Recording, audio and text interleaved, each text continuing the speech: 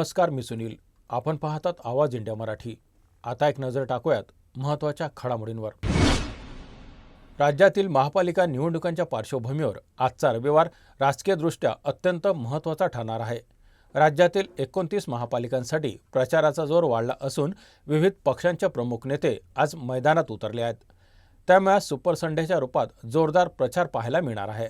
मुंबईत ठाकरे बंधूंच्या ऐतिहासिक एकत्र येण्याकडे सर्वांचं लक्ष लागलं आहे. 19 वर्षांनंतर राज ठाकरे शिवसेना भवनात पाऊल ठेवत असून शिवसेना, मनसे, राष्ट्रवादी काँग्रेस, शरद पवार गट युतीचा संयुक्त वचननामा आज प्रसिद्ध होणार आहे. यामध्ये 100 युनिट मोफत वीज, 700 चौरस फुटापर्यंतच्या घरांना मालमत्ता कर माफी आणि महिलांसाठी विशेष सवलतींची आश्वासनं दिली जाण्याची शक्यता आहे. दरम्यान भाजपकडून अमरावतीत मुख्यमंत्री देवेंद्र फडणवीस यांच्या भव्य रोड शोसह अमरावती आणि नाशिकमध्ये जोरदार शक्ती प्रदर्शन करण्यात येत आहे. एकूणच आजचा दिवस राज्याच्या राजकारणात मोठा संकेत देणारा ठरणार आहे. मुंबई महानगरपालिकेच्या निवडणुकीसाठी महायुतीच्या प्रचाराला काल वरळीत औपचारिक सुरुवात झाली. या प्रचार सभेत मुख्यमंत्री देवेंद्र फडणवीस यांनी ठाकरे गटावर जोरदार टीका केली आहे. मुंबईच्या विकासाचे श्रेय काही लोक चुकीच्या पद्धतीने घेत असल्याचा आरोप करताना त्यांनी मेट्रो, कोस्टल रोड आणि बीडीडीचा यासारखी प्रमुख विकास कामे महायुती सरकारने केल्याचं सांगितलं. तसेच उद्धव ठाकरे यांनी विकासात अडथळे आणल्याचा आरोपही त्यांनी केला. आदित्य ठाकरे आणि अमित ठाकरे यांचा उल्लेख करताना त्यांनी अबोध बालके असं संबोधलं. आई जिजाऊ आणि सावित्रीबाई फुले यांच्या जयंतीचे औचित्य साधत प्रचाराला सुरुवात झाल्याचं सांगत येणारी निवडणूक मुंबईचं भवितव्य बदलणारी असल्याचा दावा त्यांनी केला आहे. मुंबई महानगरपालिकेच्या आगामी निवडणुकीकडे संपूर्ण देशाचं लक्ष लागलं आहे. महायुतीकडून वरळी मतदारसंघातून प्रचाराची सुरुवात करण्यात आली. या सभेत मुख्यमंत्री देवेंद्र फडणवीस आणि उपमुख्यमंत्री एकनाथ शिंदे यांनी जोरदार भाषणं केली. यावेळी केंद्रीय मंत्री रामदास आठवले यांनी आपल्या कवितेच्या शैलीत भाषण करत सभेत हशा पिकवला. आमची मजबूत महायुती, ठाकरेंची होणार माती अशी कविता सादर करत त्यांनी ठाकरे बंधू एकत्र आले तरी त्याचा फारसा परिणाम होणार नाही असा दावा केला. सभेदरम्यान डबेवाले संघटनेतर्फे देवाभाऊ मराठी माणसांची मुंबई जिंकाच असा फलक झळकवण्यात आला. दरम्यान भाजप मुंबई अध्यक्ष अमित साटम यांनी ठाकरे गटावर गंभीर आरोप करत मुंबई महापालिकेत देशातील सर्वात मोठा भ्रष्टाचार झाल्याचा दावा केला.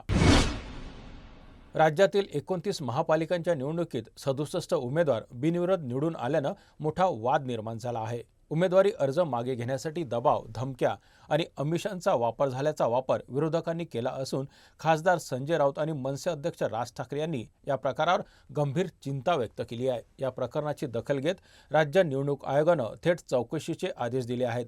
चौकशी पूर्ण होईपर्यंत बिनविरोध उमेदवारांचा निकाल जाहीर न करण्याचा निर्णय घेण्यात आला आहे. चौकशीत गडबड आढळल्यास संबंधित निवडणूक अधिकाऱ्यांवरही कारवाई होणार आहे. कल्याण, डोंबिवली, पिंपरी चिंचवड, जळगाव आणि छत्रपती संभाजीनगर येथे मोठ्या प्रमाणात बिनविरोध निवड झाल्यानं संशय अधिक गडद झाला आहे. या प्रकरणामुळे महापालिका निवडणूक न्यायालयीन वादात अडकण्याची शक्यता वर्तवली जात आहे.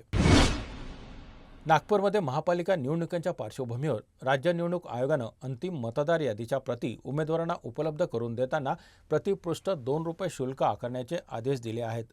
प्रत्येक प्रभागातील मतदार यादी किमान 2,500 ते 3,500 पानांची असून संपूर्ण यादी घेण्यासाठी उमेदवारांना 5,000 ते 10,000 रुपये खर्च करावा लागणार आहे.